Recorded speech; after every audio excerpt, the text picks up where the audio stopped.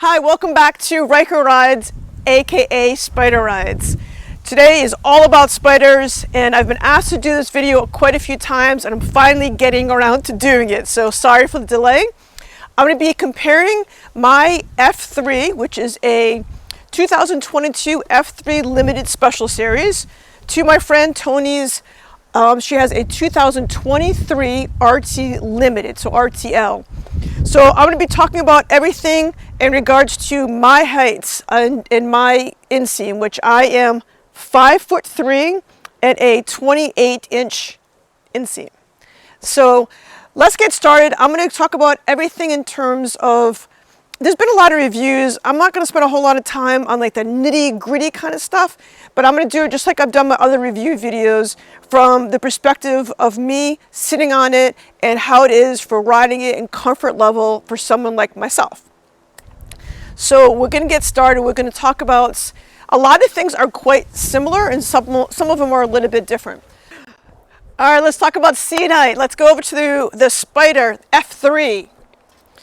So this is the seat height, and this is 26.6 inches for the seat height off the ground. And extremely comfortable for me. I think the reach, everything was good. I'm very comfortable on this. That's why I chose it for myself. I like, my preference obviously is this. That's why I chose it. I feel like the F3 is a little bit sportier than the RT. But let's go through it and you can make your own mind up. Obviously, everybody has such specific taste. So let's go over to the RT where the seat height is 29.7 inches.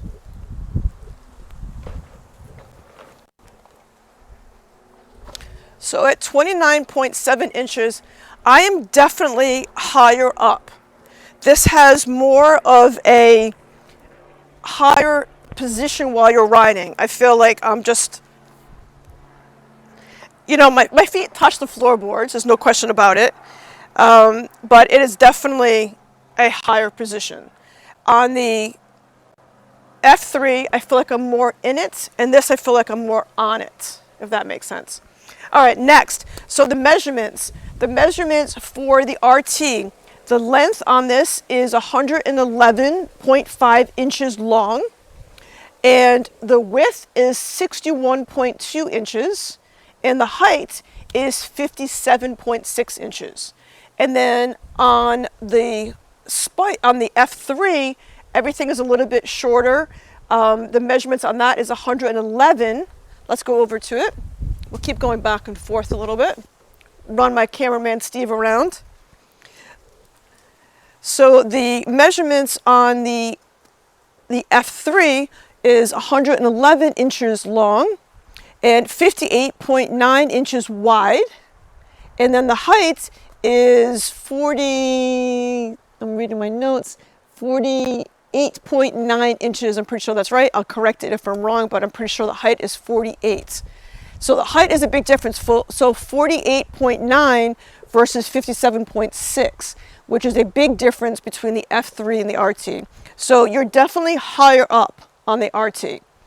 Next is the weights, and which is the weight on this F3 is 988 pounds, and the RT weight is 1,021 pounds.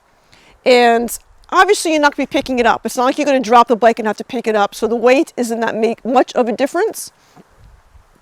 So next is maximum load. So obviously you can carry a passenger, so there's a little bit of difference with maximum load.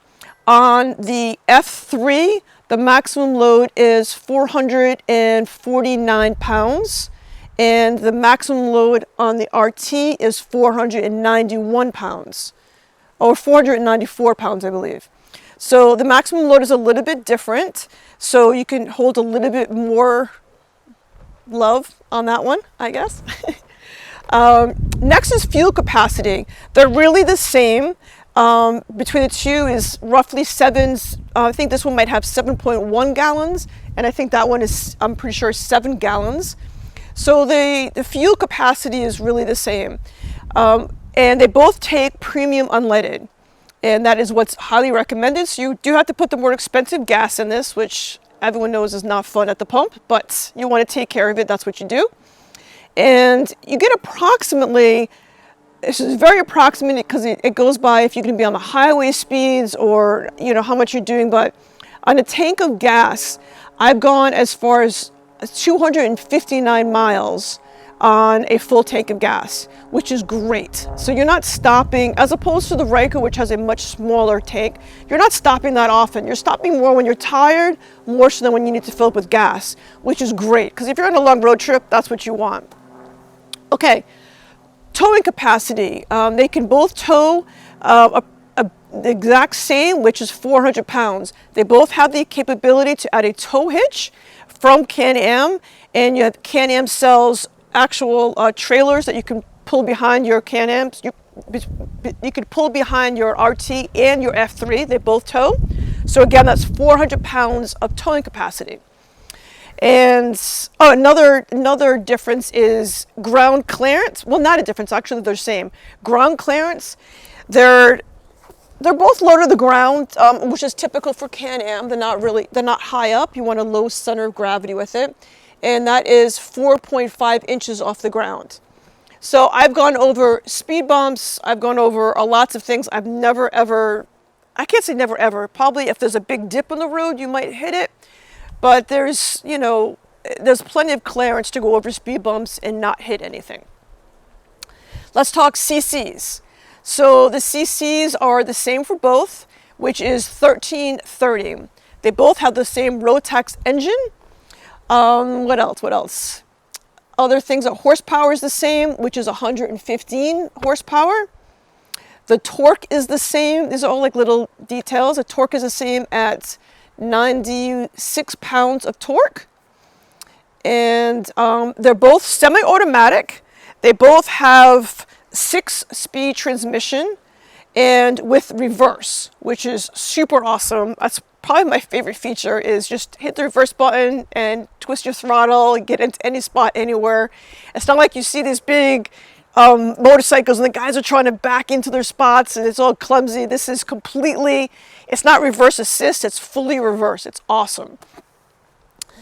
Let's see, what else? Storage. Let's get into storage. Actually, before we get into storage, this is a major difference for me between it. I call it major because, I don't know, I notice these kind of things. So the F3 special series that I have, the limited special series, comes with these floorboards for the passenger and the driver and the rider. So other models don't, but this is the top of the line F3, and the RT that we're looking at is also top of the line RT. The only thing above that is the Sea to Sky, which has really cool badging and a slightly more comfortable seat and wind deflectors that actually move. But other than that, that's the top of the line RT with all the bags, all the bells and whistles, heated grips, all that kind of good stuff. So this also does not come with heat. Actually, it comes with heated grips, but does not come with the heated seat, where for the passenger or the driver, whereas the RT Limited does come with heated grips, heated seats for both on that standard. Okay, let's talk about floorboards. So this one comes with floorboards, but if you notice, this part is, it's a rubber insert that goes in here, and kind of, you know, it doesn't normally come up. I took some parts off so you can see that it kind of comes, you know, what it's made out of, and which is very, very comfortable. But you do notice a little bit of the vibration while you're riding because of the design of this floorboard. Now, let's go over to the RT Limited floorboard and let's check out this floorboard. And this is I think is so ingenious. I wish mine had it. This is a floating floorboard, and it really, you don't feel any vibration while you're riding. And it's also a larger floorboard than mine. But when you're riding, if you notice, this moves. And when I first test drove it years ago, I thought, oh my God, something's wrong with the floorboards. Why are they moving? They must not be incorrectly. But it's that way by design. It moves and it absorbs any vibration while you're riding, if you could see that it's moving. And that is awesome. I love that about the RTs, that they have that. I believe all RT models have that. It is just so, so nice. And the passenger one, I believe, I don't know if that does either. I don't think so. I think the passenger one is more set. And you can move these up and down. These are not movable, but this is for the passenger. If you have a child in there, you can raise it up. Typically when I'm riding either the Spyder RT or the F3, my odd, comfortable riding position, I love riding on the floorboards. That's like my favorite. I don't know why. This is like a comfortable position for me with my height.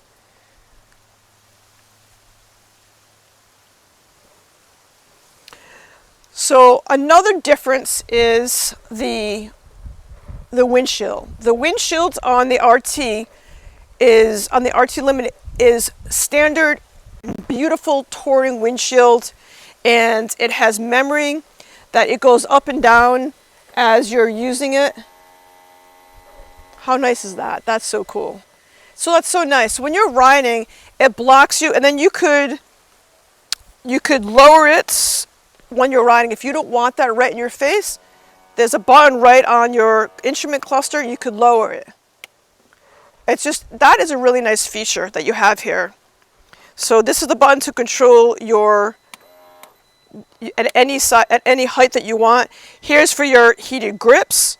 Here's for your heated seats. It's just awesome. And there's another control back here for your passenger, their passenger heated grips and the heated seats. They have their own controls. Whereas the F3, this one comes with a sports windshield.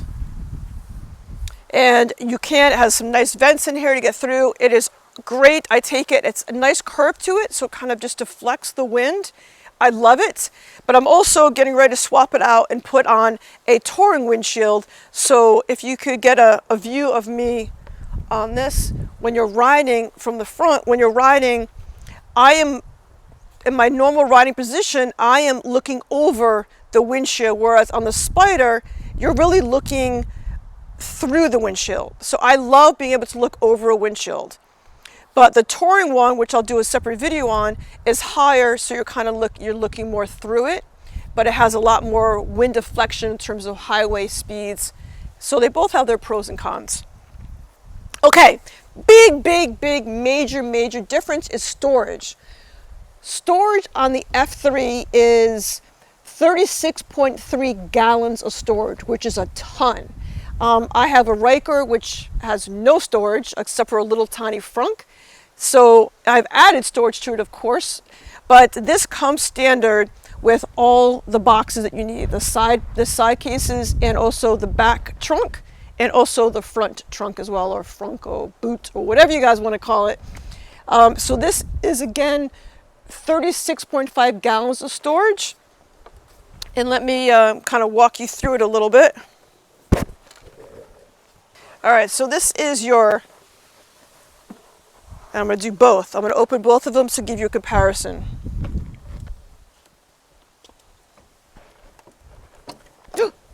Ooh, scary.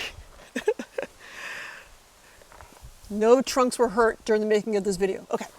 All right, so check out the difference here. So this is cute. This is nice. You can throw out stuff in there. No problem. But this is, this is plastic. This is, you could buy a little container for this as well from Can-Am. And this comes like plush. Look how nice this liner is in there. Wow, look how nice this is. And this comes with, this is what you get for the extra little bit of money here, is you get a big, this is where your manual goes. This is access to your battery. Kind of keeps it nice and separate. Pockets, that's awesome. This is a nice storage unit, and a little side thing here. Very nice.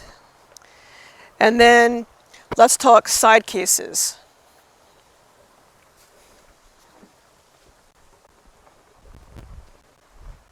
I think I might have stuff in mine though. No, perfect. All right, so this is the side case. And again, I have Can-Am makes, and I'll show you later, I'll put pictures up, Can-Am makes perfectly sized storage little bags that fit this. And they're great when you travel. They have straps, you just pull it out, and it's like your own little luggage that fits in here perfectly. But this only holds maximum 15 pounds, so do not overload.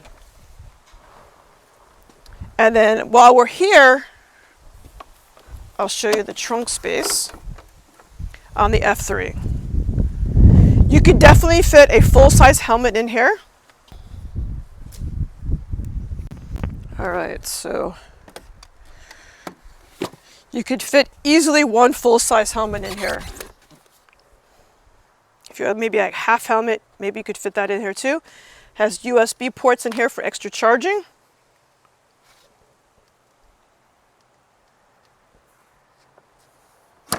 Easy.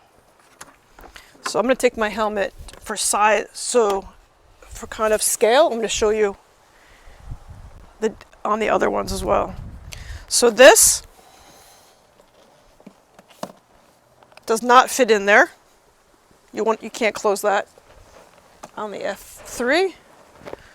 On the RT, the front holds, you can close this no problem, holds your helmet as well. So you definitely have that extra space. So like I told you, the storage for the RT is, maybe I didn't tell you yet, is 47 gallons. So it's 47 gallons versus 36.5. So it's 10.5 gallons more, which you think that's not a lot, but it is if you're kind of traveling and you want to make sure you have enough space. This feels about the same. I think it's deeper. Yeah. But it feels roughly the same. And then next, you have your side cases. This is deeper inside. So this is going to be a slightly bigger area. And again, 15 pounds maximum of storage in there. So the biggest thing for me is how much bigger this is.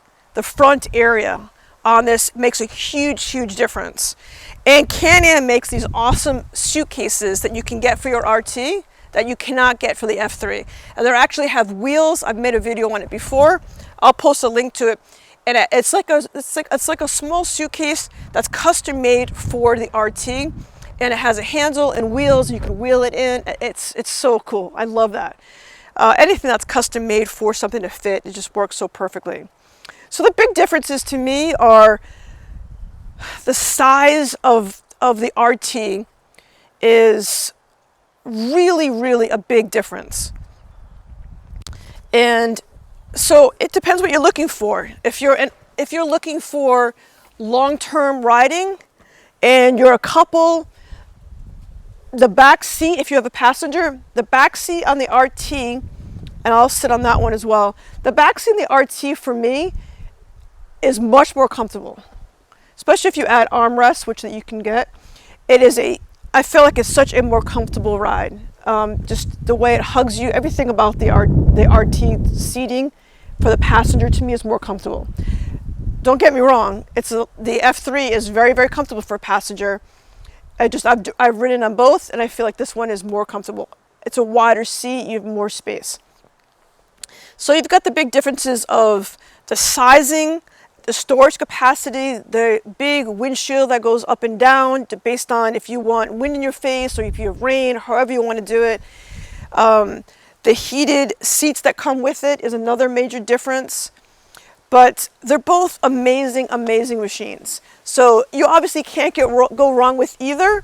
You just need to find out what your comfort level is, and because the price difference between the two are not that much. And this is, it's actually pretty comfortable. It's not uncomfortable. I feel like my butt has less room on this in terms of space. Not that my butt's big, but you want space for your butt. So that's the major differences that I find between the two.